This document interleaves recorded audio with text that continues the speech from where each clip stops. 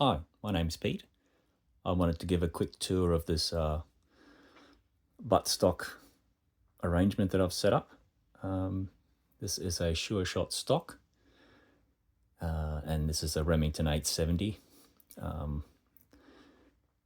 I've currently got it set up for with a reflex sight on a modified saddle mount.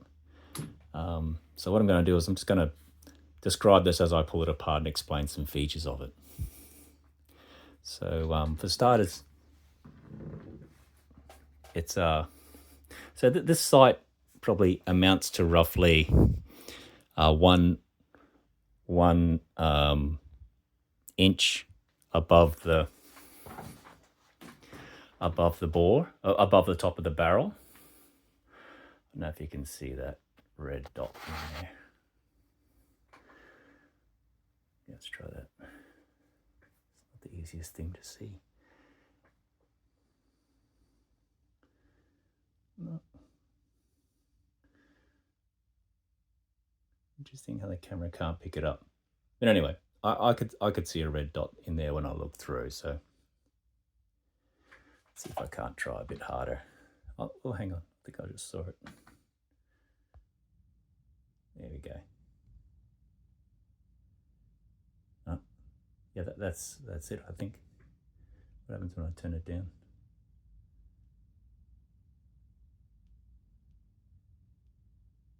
Yeah, that's it. Okay, so you can sort of see the red dot there.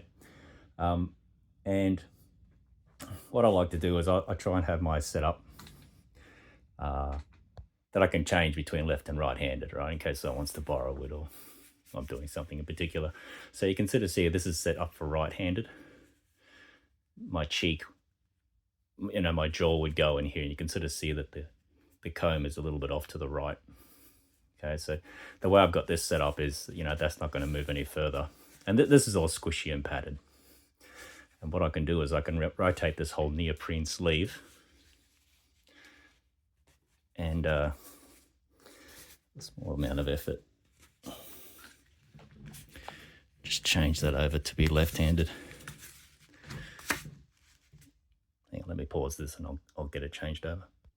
Great, so that didn't take that much effort actually. All you got to do is slide this whole neoprene sleeve over, and this bit of extra padding that I've got here will slide a certain degree to the left, and now that's set up for left-handed shooting.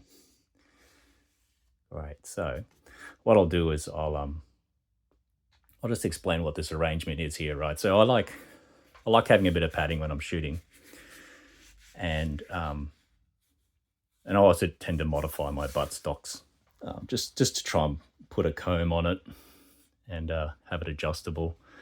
And having this neoprene over the whole lot tends to solve a few problems. It makes it more padded and a bit more comfortable to shoot.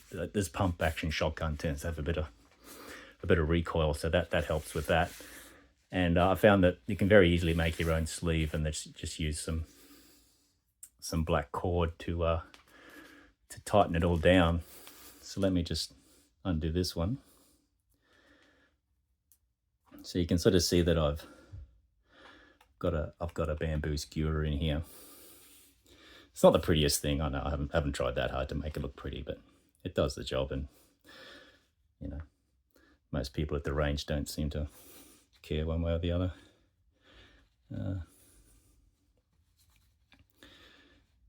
So again, I'll just loosen these off. Again, this is lacing up stuff is pretty versatile way to get a custom fit on something.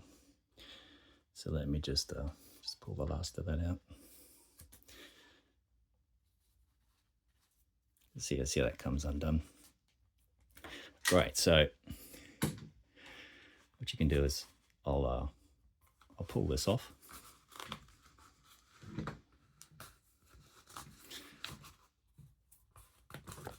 Great. So that's what that is there. You can sort of see that I've just trimmed up a piece of neoprene. It's just the rubber on one side and fabric on the other, and I've just trimmed it to the right shape, and then flipped it over and just put spots of super glue holding it in place. And then you just cut little nicks in here put the cord in and then slide the skewer through, and it's pretty straightforward and a good way to approach that. This is the arrangement. Oops. This is the arrangement I have underneath. So that's you can sort of see that there's a bit of play in here, but it's really just duct tape with some foam padding. But you can sort of see that it can move from one side to the other to favor left or right-handed shooting. But it's really not a complicated arrangement there. That works fine. Also, what I've found is I've put quite a bit of weight in the butt, 1.5 pounds total, and this is an Allen's recoil pad, which is very reasonably priced. I find that's quite good. This actually rests on my collarbone and ends up being quite a squishy. It recoils and gives, which is what you need to absorb that energy. And in here, you can see I've added more weight. I'll just pause for a moment while I unscrew that. Okay, I've just taken those 2 screws out. Right. With the Sure Shot stock, the screws actually go at a bit of an angle. Just thought I'd mention that. Just got a little piece of cardboard, stiff cardboard, to really just sort of take up some of the space and allow parts of the recoil pad to push on something instead of just the edge. And here you can see I've created a weight. Now this one here totals about 1 pound. It all centers on this some sheet metal that I've folded into a U sort of cross section, and then I've double-sided taped some lead wire weight inside and on the sides, and then I've had this extra 8-ounce piece of weight. It's all been duct taped and tied together, and I've glued this in place. This bit of dowel here is meant to spread out the pressure, so it's not all.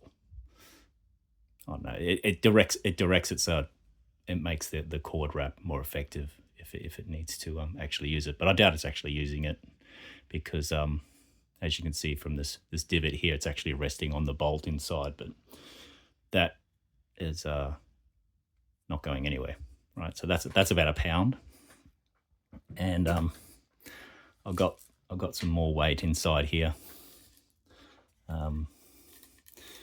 That it's epoxy resin, and mixed with some lead shot and a bit of lead wire that I'll put in there as well. So that totals about 0.5 pound or 8 ounces inside. That can't be removed. But that's not too much. That if someone wanted, usually someone would want to add a bit of weight anyway, and 8 ounces is a reasonable amount to put into your butt, especially near the top there. So that's quite effective. And that's what I've got set up for this buttstock. It was working pretty well the other day, although I find I am quite recoil sensitive because of my bad spine and bad neck. And I wouldn't even mind having a bit more. Yeah, these are actually 2 long holes that go all the way to the front. And, that might be the subject of another video. But yeah, that's the arrangement I have in this buttstock. Cool. Thanks.